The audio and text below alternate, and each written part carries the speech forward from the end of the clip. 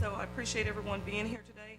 So before, as you see in front of you, of the committee members, I want to thank you for being here today. And I know this is a very busy schedule as we're getting ready for the Thanksgiving holiday. As we're all thankful to be alive. We're all 6 feet above the ground, then 6 feet below the ground. So with that being said, we have just 4 agenda items, with one of them being adjournment. So I'd hope we'd be able to adjourn today. But before we do that, I would like to call on Dr. Rodney Russell, who is our liaison through VoteNet, to go over the report that we got from VoteNet today, please. Thank you, Dr. Russell. All right, you will note there are two reports laying in front of you. One says e-ballot, and this is VoteNet's report to you about the election, and their letter just certifies that during the course of the event, the e-ballot was performing optimally, experienced no downtime, and never experienced a security lapse. And in their opinion, the online submissions for the event was tabulated in a fair and impartial way and are deemed accurate. And the attached sheet to that letter is just the overall numbers. So we had 4,573 eligible voters. We had 2,445 participate in the election, and you will see the percentage is 53.47% of the vote. And if you turn to the back side of that document, again, this is just looking at it not in a way that it has to be reported to you, but when you look at the percentage of the vote, yes, 98% of our those voting chose yes. They do wish to undertake collaborative conferencing with the Board of Education. At the next two groups you will note is based on how they answered the second question. So if they chose yes, then they received the 3 choices: Knox County Education Association, unaffiliated, and Professional Educators of Tennessee. You will see that Knox County Education Association received 84% of the vote, unaffiliated received approximately 8%, and Professional Educators of Tennessee received approximately 8%. And then below that, if they said no, they still had the option to choose a representative, and those are there as well. Knox County Education Association, 42%. None of the above, 28%, was an addition for that question, and unaffiliated, 17%, and Professional Educators of Tennessee, 13%.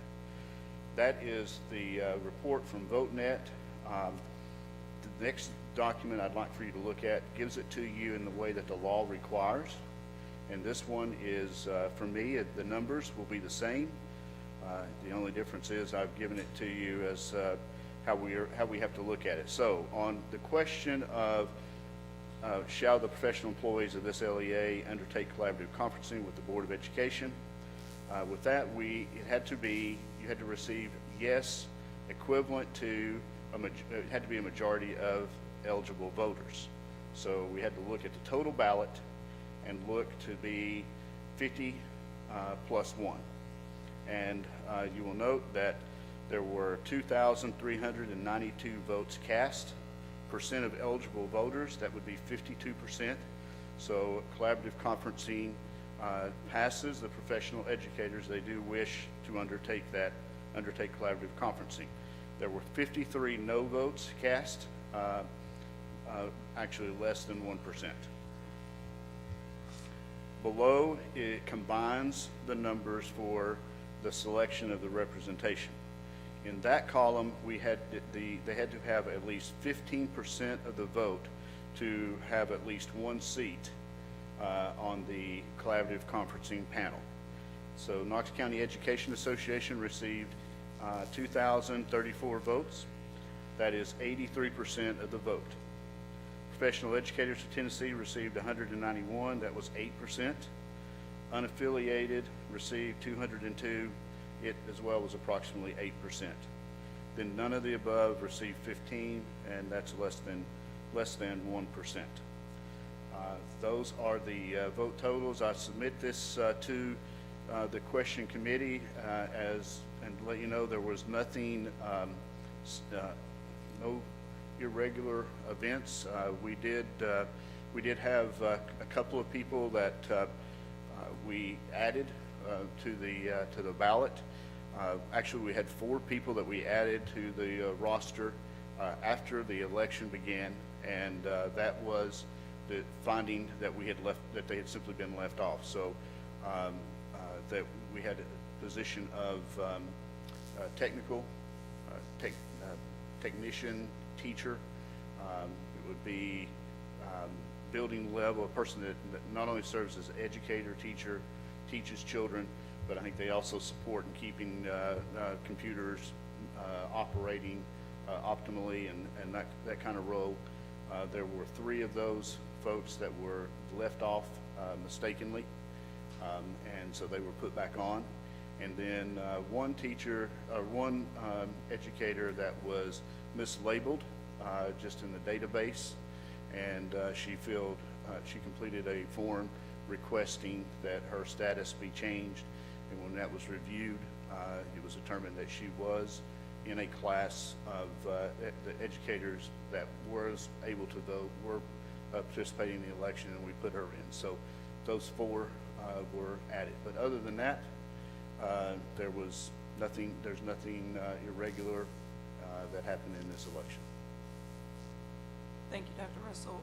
So we've heard the report in regards to our facilitator, so we appreciate you facilitating this. I know this is for the very short time that it could be challenging, but I think you did a very great job, and we try to communicate daily on those challenges because they do contact me, but I told them I do not have access to that. And with that being said, you heard the report. Are there any questions in regards to these 2 documents that we received from anyone? And hearing none, I want to ask, one of them that was posed to us earlier today, that I know that there were some challenges when we first started voting, and if you can just enlighten the committee about why we didn't extend the time from the time it started to the time it ended, because and it had to do with more of what we had advertised to the Yes, we had advertised it from starting at 12 on Tuesday and then ending at 12 today.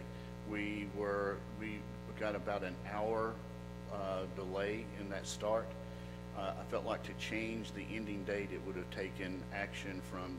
I didn't feel like I was empowered to make that adjustment on my own, and so adding the hour, and I think probably as you look at the record, it was insignificant anyways.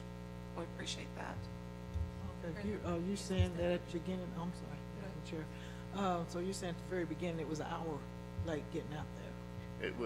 For 1 hour, VoteNet, to be sure that they were running the last just security checks and whatever they have to do to implement this. And so, as you will recall, because we were adjusting the ending time back, we asked them if they to start it the earliest that they could start it. So we were pushing them to do the 12 o'clock, and they tried, and it ended up we were not able to begin at 12 o'clock. We began messaging at that time, but they did not receive their ballot and special code until 1 o'clock.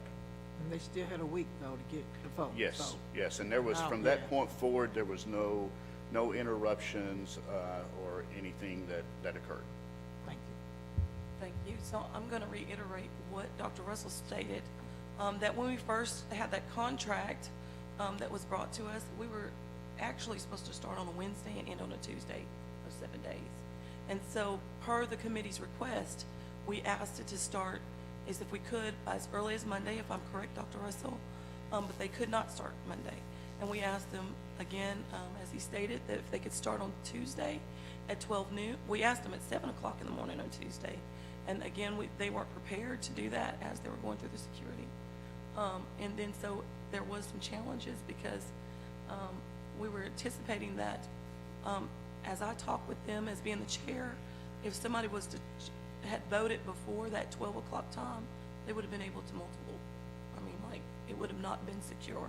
So, in talking with Dr. Russell, I suggested as long as it's secure, I would prefer to be the delay then, because I didn't have your permission as the committee to extend it further, and I didn't have permission from the committee to actually change the date again. So I asked him to continue on and hope that there wouldn't be any other snafus. So again, it ended up being 7 days and a couple of hours, like probably, I think it was 8 hours if you add that Tuesday.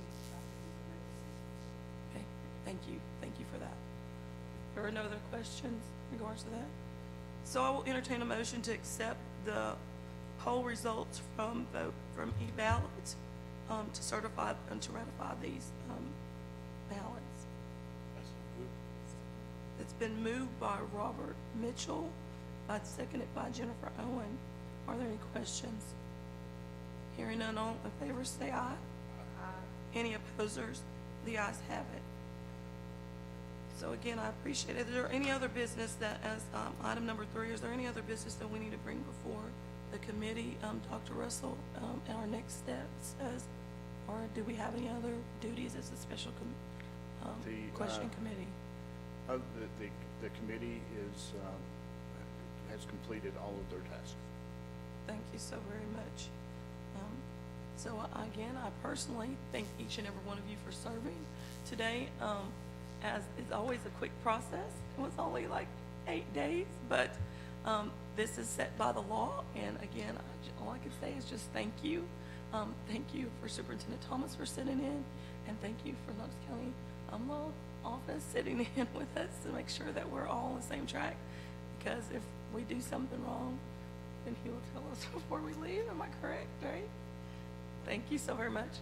And so if there's no other business, I will entertain a motion to adjourn. By Gloria Deathridge is moved, seconded by Patty Pounds. Any questions? All those in favor say aye. Any opposers? The ayes have it. And again, thank you so very much.